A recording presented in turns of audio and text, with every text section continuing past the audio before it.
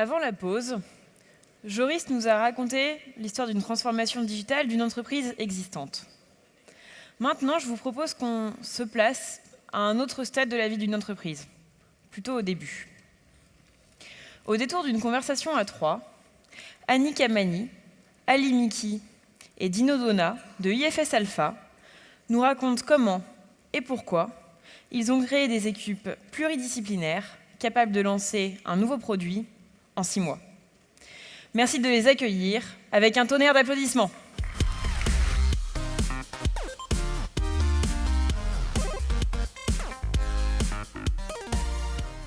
Je suis Annie Kamani, responsable de la practice testing à IFS Alpha.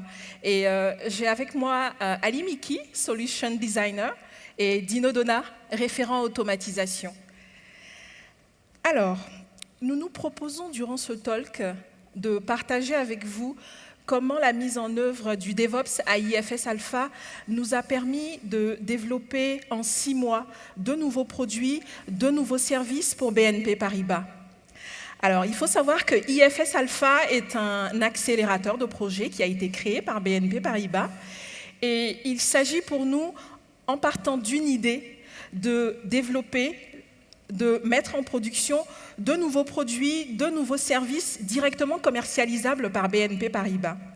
Et nous venons de terminer la saison 1, où nous avons 7 projets sur 8 qui ont été mis en production, et il y en a certains qui sont en train d'être mis en production. Alors, généralement, quand on parle DevOps, le premier mot qui me vient, c'est le mot culture. Dino, Ali, quels sont les termes qui décrivent le mieux la culture DevOps à IFS Alpha? Alors, pour ma part, quand tu me dis culture, le mot qui vient tout de suite, c'est solution. Parce que dans les squads, on rencontre toujours des problèmes, régulièrement. Et en parallèle, dans notre contexte, on nous disait tout le temps, il n'y a pas de problème, tout est OK, il n'y a que des solutions. Et puis on a regardé autour de nous, on a vu toutes les compétences qu'il y avait, et puis on s'est dit, mais ils n'ont peut-être pas tort. Et c'est à ce moment-là qu'on s'est dit, je crois qu'ils ont raison, et que rien n'était impossible dans un contexte comme celui-ci. C'est tellement vrai. Ali? Moi, je vais vous parler d'autonomie. Et l'autonomie, IFS Alpha, ça a commencé par l'organisation de l'espace. Donc, dès le premier jour, en fait, chaque squad qui réalisait un projet avait son espace dédié dans lequel sont réunies toutes les compétences. Le product owner jusqu'au testeur, avec les développeurs, la com, et puis différentes personnes qui étaient là pour les aider et les soutenir. Et puis, il y a aussi un très grand espace dans lequel est réunie la core team. La core team, c'est une équipe transverse avec des compétences transverses où il y a des business développeurs, de la com, des coachs agiles et des experts IT et testing. Et ça continue sur la partie infrastructure. Sur l'infrastructure, on a un compte principal dans lequel on met les fonctions centrales, type audit, IAM et facturation. Et chaque squad avait sa propre infrastructure dédiée, isolée, sécurisée, de manière à ce qu'ils soient libres d'explorer, d'expérimenter et puis de trouver les meilleures solutions pour leur projet. Alors, je vais saisir au vol un mot que tu viens de prononcer, c'est libre. Donc, notre troisième mot, ça va être liberté. C'est ça. Sans liberté, il ne va pas y avoir d'autonomie.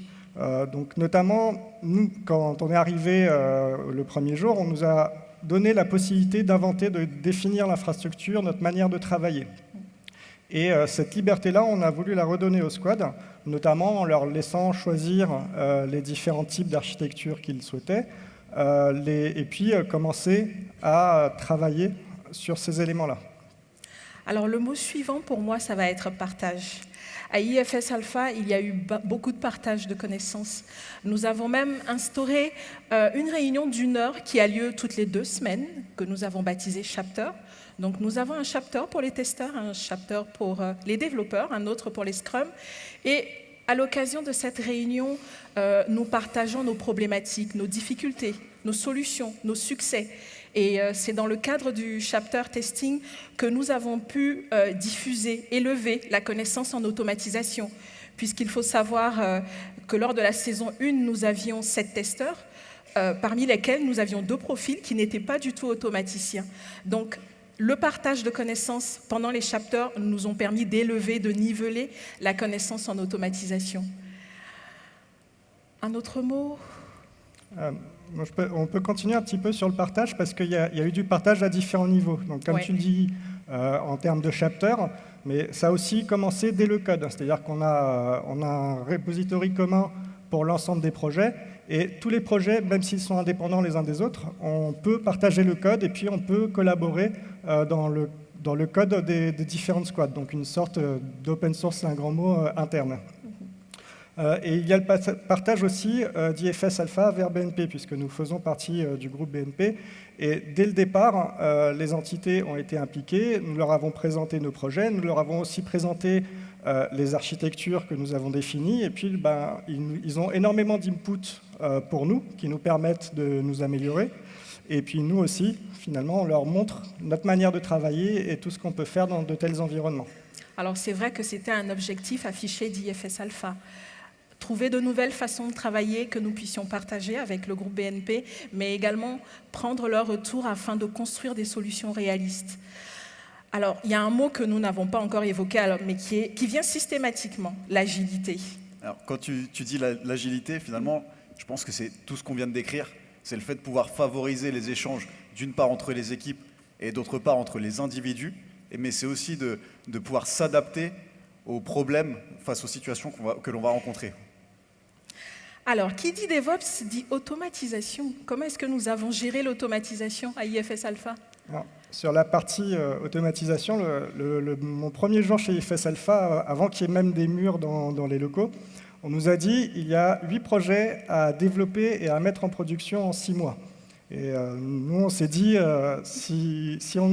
jamais nous n'y arriverons si on n'automatise pas de bout en bout dès le départ.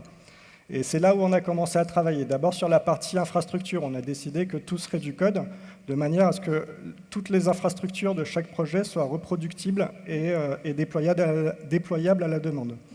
Et on a commencé à travailler sur une première version de notre pipeline de CI/CD, donc une version un petit peu naïve où on a dit on fait des builds, des tests techniques, et on déploie dans différents environnements, l'environnement des développeurs, les QA et puis des environnements de démo. Et il manquait quand même un élément un petit peu essentiel là-dedans, c'est la partie test fonctionnel. Comment, et Dino, je crois que c'est toi qui as trouvé une bonne solution pour les intégrer. Alors, effectivement, pour se resituer, j'étais sur un projet web, sur des sprints de 2 semaines. Donc, qui dit sprint de 2 semaines, dit livraison fréquente, dit besoin d'aller vite. Donc, en tant que testeur, j'avais besoin de faire de la non-régression. L'évidence a été d'automatiser ces tests. Et il nous fallait un outil, puisque comme l'a dit Annick tout à l'heure, nous avions un niveau de compétence entre les testeurs, un niveau de compétence technique assez différent. Donc il nous fallait un outil qui soit user-friendly, qui soit facile à appréhender. Et donc j'ai fait de la veille. J'ai trouvé un outil, mais il fallait que je sache si cet outil allait être compatible avec ce qu'on avait mis en place en amont. Et pour ce faire, j'ai tout simplement été voir mon tech lead. Je lui ai proposé de travailler avec moi sur ce sujet-là. Et puis, il m'a répondu, pas de problème. Et à partir de là, ça a été un succès. Et la solution qu'on a mise en place a été déployée sur l'ensemble des projets. Et moi, j'ai intégré l'Accord Team pour apporter mon support sur l'automatisation des tests auprès des équipes. Ouais. Effectivement, avec ton aide, nous avons pu résoudre la problématique de comment automatiser les tests. Alors, le pipe fonctionnait. Nous avions quand même, au niveau testing, une problématique de qualité, la qualité des livraisons. Puisqu'en fait, nous avions l'environnement QA, l'environnement des testeurs sur lesquels les testeurs faisaient leur non-régression, manuelle ou automatique. Environnement également sur lequel ils développaient leur script. Donc, le besoin pour nous était de sanctuariser, protéger cet environnement. Si une livraison doit arriver sur cet environnement, elle doit être de qualité supérieure à celle en cours de test. Alors, nous avons donc introduit la notion de quality gate, c'est-à-dire prendre un set de tests de non-régression automatisés déjà développés par le testeur et le mettre en amont de la livraison. Donc du coup, nous avons lorsqu'il y a un push qui est fait, nous allons avoir les tests unitaires, les tests d'intégration et avant de livrer sur l'environnement QA, on va se faire exécuter un petit set de tests. Si, je vais prendre un exemple concret, si j'arrive à me connecter sur l'appli, si j'arrive à créer un compte bancaire, c'est bon, il n'y a pas eu de régression majeure. Je peux livrer sur l'environnement QA, sinon retour à l'envoyeur. Donc avec la notion de Quality Gate, nous avons pu sensiblement améliorer la qualité de nos livraisons. Et à l'issue de ces travaux, donc, il y a eu une restitution, et ça a donné une autre idée. C'est et si on faisait une Quality Gate qui soit plus globale, qui prenne en compte pas seulement les critères techniques, comme la bonne exécution de tests, la qualité de code, la couverture des tests, mais si on prenait aussi en compte les aspects réglementaires. Est-ce qu'on a traité correctement la GDPR? Est-ce que, côté continuité, on est bon? Est-ce que les procédures sont en place? Est-ce qu'elles ont été testées? Est-ce qu'elles sont testées régulièrement? Donc, différents niveaux d'exigence qui nous font dire, OK, comment est-ce que je crée suffisamment de confiance pour permettre, pour dire, chaque changement de code, je vais pouvoir le pousser en production. Donc, cette Quality Gate plus globale va nous permettre de passer en déploiement continu. Alors, sur l'exemple que nous venons d'évoquer, vous constaterez avec nous l'amélioration continue en fait, de notre pipeline au gré de nos besoins, de nos problématiques. Alors, je vais passer au sujet suivant, l'amélioration continue à IFS Alpha. Alors, Dino, je vais commencer avec toi. Au niveau automatisation, nous avons continué à améliorer notre practice. Absolument. En fait, nous avions, pour donner un exemple concret, nous avions une problématique que vous avez sûrement dû rencontrer aussi sur la partie testing, c'est l'exécution des tests automatisés mobiles dans une pipeline. Donc j'ai cherché des solutions existantes sur le marché, je n'ai rien trouvé qui répondait à nos attentes. Et puis j'ai réfléchi, pas très longtemps, j'ai réfléchi quand même, et puis je me suis dit, pourquoi pas créer notre propre solution? Donc j'ai consulté notre expert mobile, je lui ai proposé, et encore une fois, il m'a répondu pas de problème. Et pour résumer, donc ça a été un succès, et pour résumer, aujourd'hui on est en mesure de pouvoir exécuter nos tests automatisés, que ce soit web, API ou mobile, dans nos pipelines. Alors Ali, il me vient le mot archidref. Oui, on parlait tout à l'heure de code partagé, de capitaliser sur ce code. Donc les saisons chez IFS Alpha, c'est 6 mois. Et à l'issue de la saison 1, on a commencé à construire des archives de référence. Je vais plutôt parler de modèles d'application qui sont des apps complètes qui contiennent à la fois le code de l'application, mais aussi des exemples de tests et une pipeline complète de déploiement. Et l'objectif de ce type de travaux, c'est de gagner jusqu'à 1 mois au démarrage du projet. Alors, un autre exemple d'amélioration, mais je vais changer de nom à dessein, de mots à dessein, ça va être plutôt enrichissement des femmes et des hommes à IFS Alpha, enrichissement de nos compétences, puisque Dino, comme tu nous l'as illustré 2 fois, à IFS Alpha, nous avons des problèmes, nous avons des opportunités de créer de nouvelles solutions. Et il y a beaucoup de collaboration.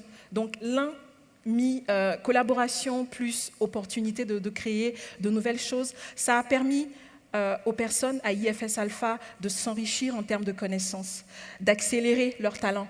Dino, tu es le parfait exemple, tu es rentré comme testeur. Aujourd'hui, tu es notre monsieur solution. Quand il y a un problème au niveau testing, c'est Dino. Au niveau des devs, nous avons des développeurs aujourd'hui qui vont aller vers des métiers de Scrum Master pour la saison 2, puisqu'en fait, construire un produit, ce n'est pas que du développement, c'est de la facilitation au niveau de l'équipe. Nous avons également des développeurs qui vont passer Tech Lead. Il y en a d'autres qui vont nous aider sur les questions Ops, puisqu'en fait, à la faveur des mises en production, ils ont eu à se former, à travailler sur les aspects Ops. Il y a eu de l'appétence, et donc du coup, ces mêmes personnes ont accompagné leurs autres collègues pour les mises en production qui sont en train de se finaliser. Et donc, on a un vrai exemple d'accélération des talents et des hommes et des femmes à IFS Alpha. je vais parler de la question de l'Ops, puisqu'en fait, là, on a l'impression que tout s'est super bien passé, mais la partie exploit de l'Ops est arrivée un peu tard. Alors, elle est arrivée un petit peu tard, effectivement, mais on voulait d'abord gagner en maturité sur le sujet. Donc, on avait déjà un peu de l'Ops dans le sens où, dans les équipes tech, on montait les infrastructures as code et puis on avait appris à déployer, à intégrer les tests. Et en fait, on a monté une équipe dédiée à l'Ops dans un premier temps, de manière à ce qu'elle mette en place les outils de supervision globaux, des outils de supervision par projet, nous aide sur les procédures de backup restore, que tout soit bien mis en place. Et surtout, ils sont allés au sein des squads pour déployer avec eux, pour les aider à aller jusqu'à la production ensemble. Donc c'est une première pierre sur la partie Ops intégrée. Alors, nous allons conclure sur la saison 2, puisque nous démarrons la saison 2 bientôt. Donc, du coup, nouveau challenge. Donc, je crois qu'au niveau Ops, nous allons avoir les environnements beaucoup plus tôt, from day one. On délivre jusqu'en prod. On va avoir également le DevSecOps. C'est ça. Cette fois, on a pris un petit peu les devants. C'est-à-dire qu'en ce moment, avant le démarrage de la saison 2, il y a une squad qui est en train d'expérimenter, en collaboration avec ITRMG, le DevSecOps, au sens où on a simplement pris un outil d'analyse de code orienté sécurité, et nous l'intégrons dans la pipeline, et nous allons voir comment est-ce qu'ils arrivent à traiter ce qui est remonté, comment est-ce qu'ils arrivent à les corriger, et si c'est concluant, ça sera généralisé dès le début de la saison à l'ensemble des équipes.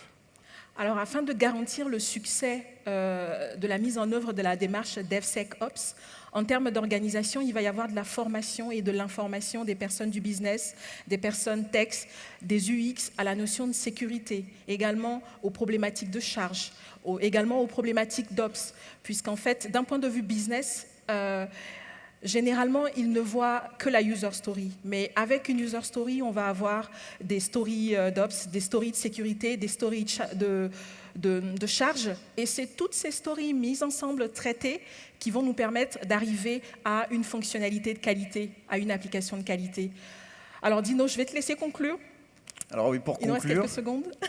pour conclure, je voudrais juste dire que en fait, ce genre de contexte, comme le disait Annick, c'est un accélérateur pour moi de monter en compétences. Et j'aimerais dire aussi que c'est un plaisir de venir travailler le matin. Et je pense que c'est ça le plus important. Merci pour votre attention. Pardon. Merci beaucoup. Et c'est bien moi. Bon, merci pour la présentation, bien sûr. Je vais poser les questions les plus opposées, mais de loin. Dino. Oui.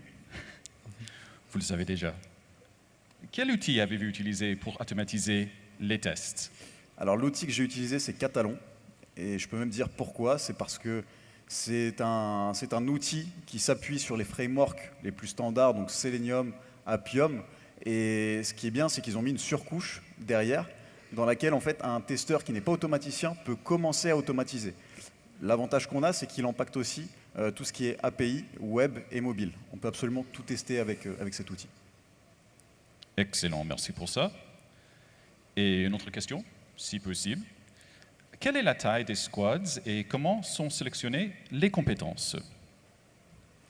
Alors, nous avons des squads de 8 personnes, 6 à 8 personnes à peu près.